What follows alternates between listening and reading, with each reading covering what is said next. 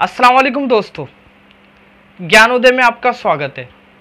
मेरा नाम मोहम्मद नौशाद है और आज हम शुरू करते हैं 11th क्लास का छठा चैप्टर न्यायपालिका। न्याय करने वाली संस्था को न्यायपालिका कहते हैं।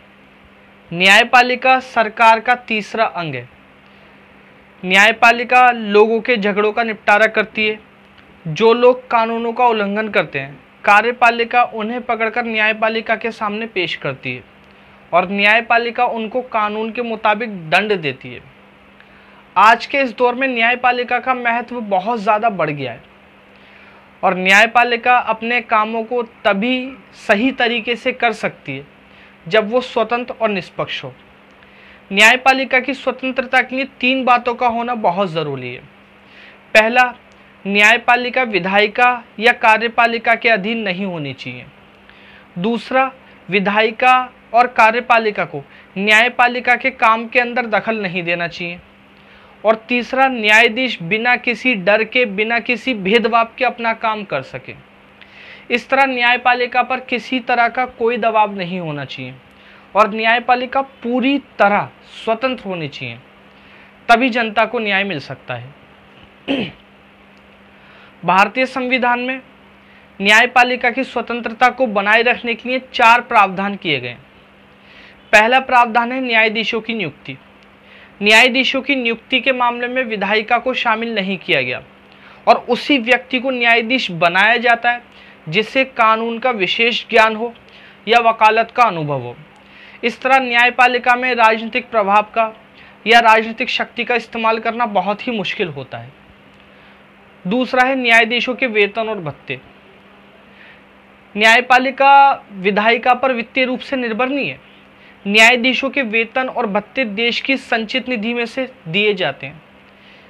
इस निधि में होने वाले खर्चों पर संसद का नियंत्रण नहीं होता। संसद संचित निधि में दिए गए वेतन को बढ़ा तो सकती है लेकिन कम नहीं कर सकती। यानी न्यायाधीशों के वेतन और भत्तों के लिए विधायिका की स्वीकृति नहीं ली जाएगी और न्यायपालिका को वित्तीय रूप से स्वतंत्र रखा गया है। तीसरा है पद से हटाने की विधि। न्यायपालिका की स्वतंत्रता को बनाए रखने के लिए न्यायाधीशों की नियुक्ति लंबे समय के लिए की जाती है। हालांकि संसद न्यायाधीशों को उनके पद से हटा भी सकती है। अगर किसी न्यायाधीश के खिलाफ संसद के दोनों सदन महाभियोग प्रस्ताव पास कर देते हैं तो किसी भी न्यायाधीश को उसके पद से हटाया जा सकता है, लेकिन ऐसा आज तक नहीं हुआ। और चौथा है अवमानना करने पर दंड देने की शक्ति। न्यायपालिका या न्यायाधीशों के फैसलों की व्यक्तिगत आलोचना नहीं की जा सकती। अगर कोई व्यक्ति न्यायाधीशों की या न्यायपालिका की आलोचना करता है तो न्यायपालिका उसे दंड दे सकती है।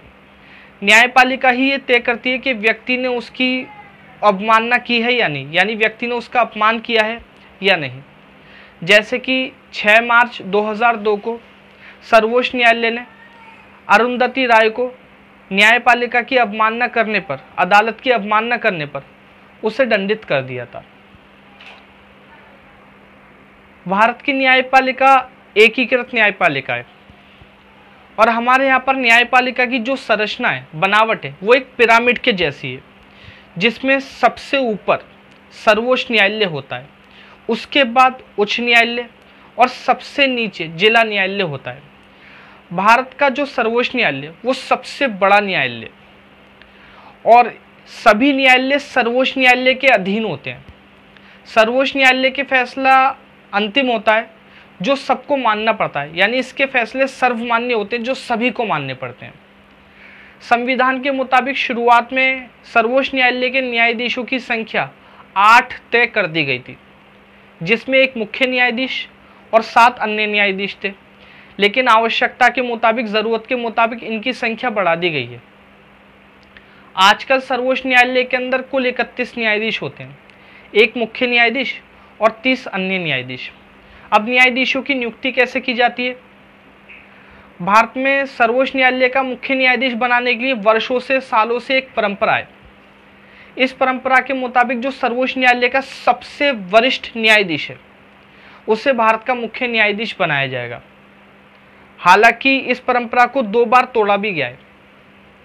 एक बार 1973 में 3 वरिष्ठ न्यायाधीशों की अनदेखी करके चौथे नंबर के एएन रॉय को भारत का मुख्य न्यायाधीश बना दिया गया। और दूसरी बार 1975 में न्यायाधीश एचआर खन्ना को छोड़कर एमएच बेग को भारत का मुख्य न्यायाधीश बना दिया गया। बाकी न्यायाधीशों की नियुक्ति राष्ट्रपति सर्वोच्च न्यायालय के मुख्य न्यायाधीश की सलाह से करता है। इसके लिए सर्वोच्च न्यायालय का मुख्य न्यायाधीश 4 वरिष्ठतम न्यायाधीशों की सलाह से राष्ट्रपति के सामने कुछ नाम प्रस्तावित करता है, पेश करता है, और इसी में से राष्ट्रपति को बाकी न्यायाधीशों की या अन्य न्यायाधीशों की नियुक्ति करनी होती है। सर्वोच्च न्यायालय का न्यायाधीश बनने के लिए कुछ योग्यता है, जैसे कि भारत का नागरिक हो, कम से कम 5 साल तक किसी उच्च न्यायालय के अंदर न्यायाधीश रह चुका हो, या फिर 10 साल तक उच्च न्यायालय के अंदर अधिवक्ता या एडवोकेट रह चुका हो, और राष्ट्रपति की नज़रों में कानून का ज्ञाता हो। सर्वोच्च न्यायालय के न्यायाधीशों का कार्यकाल होता है 65 साल तक। 65 साल तक वो अपने पद पर बने रहकर काम कर सकते हैं। इसके अलावा वो त्यागपत्र दे सकते हैं, समय से पहले हट सकते हैं, या अयोग्यता साबित होने पर उनको पद से हटाया जा सकता है, या फिर महाभियोग के जरिए। लेकिन महाभियोग का प्रस्ताव इतनी आसानी से पास नहीं होता है। जब संसद के दोनों सदन किसी न्यायाधीश के खिलाफ महाभियोग प्रस्ताव पास कर देते हैं तो न्यायाधीश को हटाया जा सकता है, लेकिन ऐसा आज तक नहीं हुआ है। जिस तरीके से पूरे देश के अंदर एक न्यायालय होता है, सर्वोच्च न्यायालय, उसी तरीके से राज्यों के लिए भी एक एक उच्च न्यायालय की या हाई कोर्ट की व्यवस्था की गई है, और हर राज्य के अंदर एक उच्च न्यायालय होता है। लेकिन कहीं कहीं पर 2 राज्यों के लिए एक उच्च न्यायालय की व्यवस्था की गई है, जैसे कि पंजाब, हरियाणा और चंडीगढ़ का एक उच्च न्यायालय है जो कि चंडीगढ़ के अंदर मौजूद है। उच्च न्यायालयों की जो तादाद है, संख्या है, वो 24 है, यानी भारत के अंदर अब 24 उच्च न्यायालय हैं। उच्च न्यायालय के अंदर भी एक मुख्य न्यायाधीश होता है और कुछ अन्य न्यायाधीश होते हैं, जिनकी संख्या आवश्यकता के मुताबिक, ज़रूरत के मुताबिक घटती या बढ़ती रहती है। अब उच्च न्यायालय का जो मुख्य न्यायाधीश होता है, उसकी नियुक्ति राष्ट्रपति और सर्वोच्च न्यायालय का मुख्य न्यायाधीश और उस राज्य का राज्यपाल करता है, और बाकी न्यायाधीशों की नियुक्ति राष्ट्रपति, उच्च और सर्वोच्च न्यायालय का मुख्य न्यायाधीश और उस राज्य का राज्यपाल, ये चारों मिलकर बाकी न्यायाधीशों की नियुक्ति करते हैं।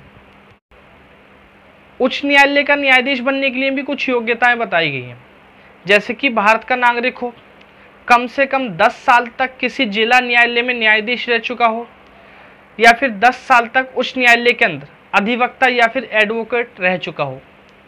उच्च न्यायालय के न्यायाधीश का जो कार्यकाल होता है वो 62 साल होता है। इससे पहले भी वो त्यागपत्र दे सकते हैं या महाभियोग के जरिए उन्हें हटाया जा सकता है, लेकिन महाभियोग का प्रस्ताव इतनी आसानी से पास नहीं होता है। अब जरा हम जानते हैं कि सर्वोच्च न्यायालय के कार्य, शक्तियां या क्षेत्र अधिकार क्या हैं। जी, भारत का सर्वोच्च न्यायालय दुनिया के जितने भी न्यायालय उनमें से एक शक्तिशाली न्यायालय है, पर इसे भी संविधान के दायरे में रहकर काम करना पड़ता है। संविधान के अंदर ही बताया गया है कि सर्वोच्च न्यायालय के कार्य क्या हैं, शक्तियां क्या हैं या क्षेत्र अधिकार क्या हैं। अब सर्वोच्च न्यायालय के कार्य, शक्ति और क्षेत्र अधिकारों को हम 4 हिस्सों में बांट सकते हैं। पहला है प्रारंभिक या मौलिक क्षेत्र अधिकार।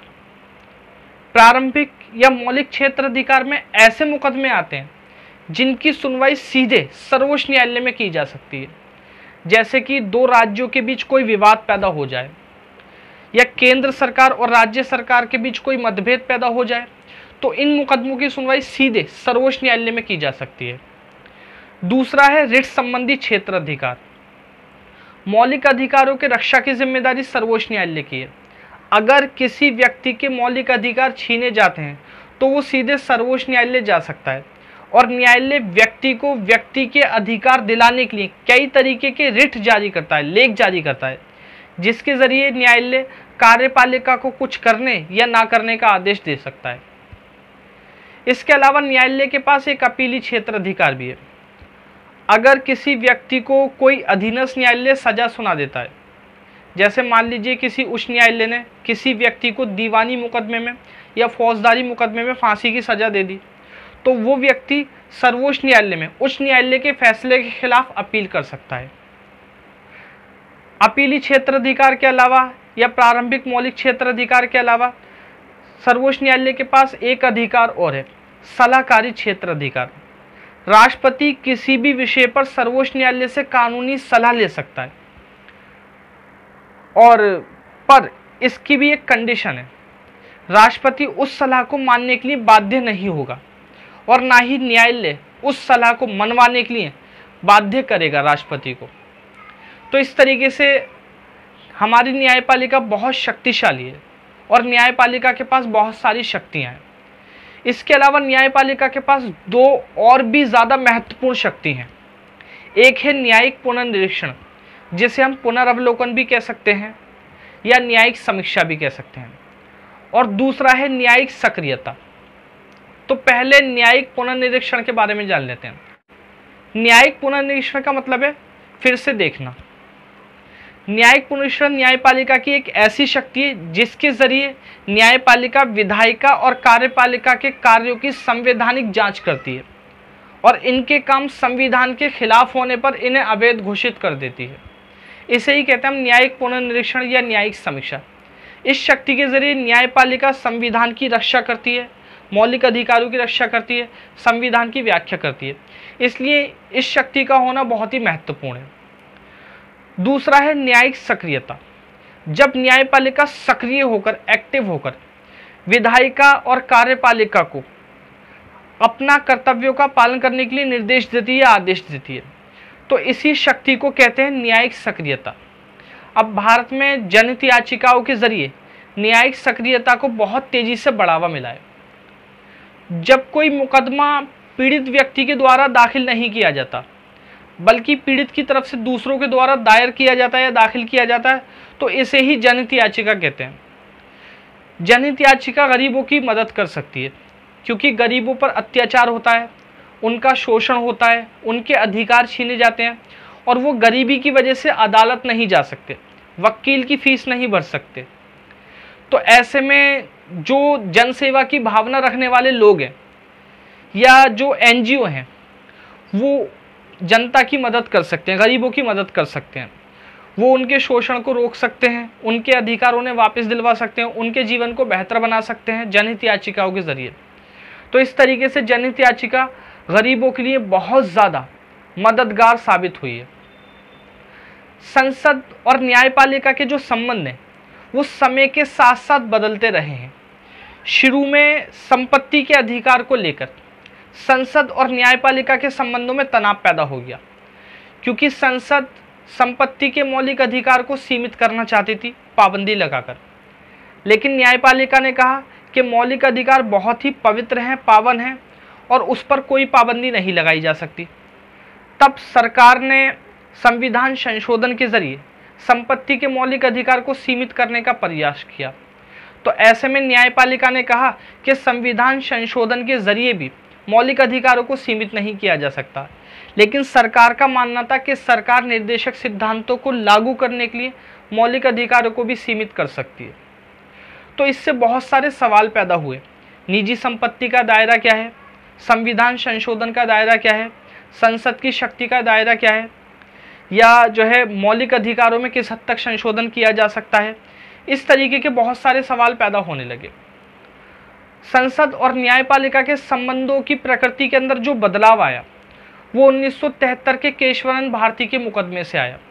1973 में सर्वोच्च न्यायालय ने केशवानंद भारती के मुकदमे में ये फैसला दिया कि संविधान का एक बुनियादी ढांचा है, मूल ढांचा है, जिसमें संसद के साथ साथ कोई भी संशोधन नहीं कर सकता, बदलाव नहीं कर सकता। इस फैसले के जरिए न्यायपालिका ने दो काम किए। सबसे पहला काम तो न्यायपालिका ने ये किया कि संपत्ति का जो अधिकार है वो मूल ढांचे का हिस्सा नहीं है, इसलिए संपत्ति के अधिकार में संशोधन किया जा सकता है, इस पर प्रतिबंध लगाया जा सकता है। दूसरा, मूल ढांचा क्या है, कोई मुद्दा मूल ढांचे का हिस्सा है या नहीं है, इसका फैसला भी न्यायपालिका ही करती है।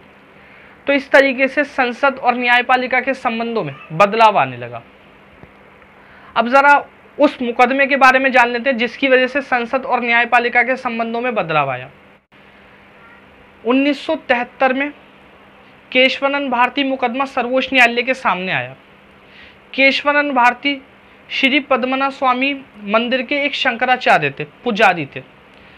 अब इस मंदिर के अंदर बहुत सारी संपत्ति थी, लेकिन जब सरकार ने संपत्ति के मौलिक अधिकार को समाप्त करके मंदिर की संपत्ति को जब्त करने का प्रयास किया, तो केशवानंद भारती ने सरकार के खिलाफ अदालत में मुकदमा दायर कर दिया और दलील दी कि जो संपत्ति है या मंदिर की तिजोरी में पाई जाने वाली जितनी भी संपत्ति है वो असल में मंदिर की संपत्ति है, वो सरकार की संपत्ति नहीं है, जो सरकार इस संपत्ति को जब्त कर रही है। तो इस मुकदमे में सर्वोच्च न्यायालय ने फैसला दिया, संविधान का एक बुनियादी ढांचा है, मूल ढांचा है, जिसमें कोई भी संशोधन नहीं कर सकता, और जो संपत्ति का अधिकार है वो मूल ढांचे का हिस्सा नहीं है, इसलिए संपत्ति के अधिकार में संशोधन करके इसे सीमित किया जा सकता है। हालांकि मूल ढांचे के बारे में संविधान में कहीं भी नहीं लिखा कि ये चीज़ मूल ढांचा है या ये चीज़ मूल ढांचा है, न्यायपालिका ने नहीं बताया। तो मूल ढांचा आखिर है क्या, सवाल ये पैदा होता है। मूल ढांचा न्यायपालिका के जरिए विकसित की गई एक विचारधारा है, एक अवधारणा है, जिसके जरिए न्यायपालिका संविधान की रक्षा करती है, उसके मूल रूप को बनाए रखती है, ताकि संविधान का मूल रूप बना रहे। नहीं तो संसद संविधान में संशोधन कर करके उसके मूल रूप को समाप्त कर सकती है। जैसे संसद संशोधन करना चाहती है कि एक पार्टी के अलावा कोई पार्टी नहीं होगी, तो इससे लोकतंत्र खतरे में पड़ जाएगा, यानी हमारे संविधान की बुनियाद खत्म हो जाएगी, या फिर मुट्ठी भर लोगों को वोट डालने का अधिकार दिया जाए, इस तरीके का कोई संशोधन हो जाता है। तो न्यायपालिका क्या करती है, संविधान के मूल रूप को बनाए रखने के लिए उसके मूल ढांचे के बारे में बता देती है कि जी ये चीज़ मूल ढांचे का हिस्सा है, इसलिए आप इसमें संशोधन नहीं कर सकते। अब ज़रा हम एक नज़र कुछ चित्रों पर डाल लेते हैं। ये जो पहला चित्र है, इसके अंदर संसद और न्यायपालिका के संबंधों के बारे में बताया गया है। सरकार के 3 अंग होते हैं, विधायिका, कार्यपालिका, न्यायपालिका। तीनों अंगों में कभी कभी विरोध पैदा हो सकता है। कार्टून के जरिए दिखाया गया है न्यायपालिका के सामने सब बराबर होते हैं, चाहे कोई कितना ही बड़ा नेता क्यों ना हो।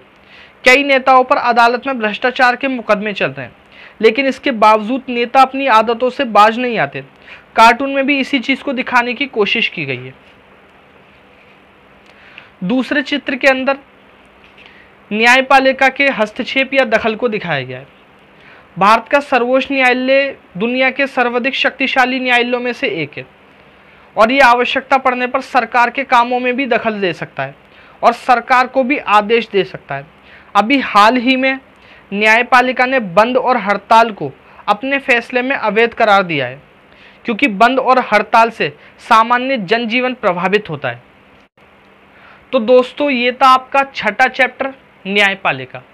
अगर आपको इस चैप्टर के डिटेल में नोट्स चाहिए तो आप हमारे व्हाट्सएप वाले नंबर पर कांटेक्ट कर सकते हैं, जिसमें आपको बहुत ही कम कीमत पर और बहुत ही आसानी से नोट्स मिल जाएंगे। अगर आपको ये वीडियो अच्छी लगी तो लाइक करें, शेयर करें। इसी तरीके की और वीडियो पाने के लिए और हमारे साथ जुड़े रहने के लिए सब्सक्राइब करें। तब तक के लिए धन्यवाद।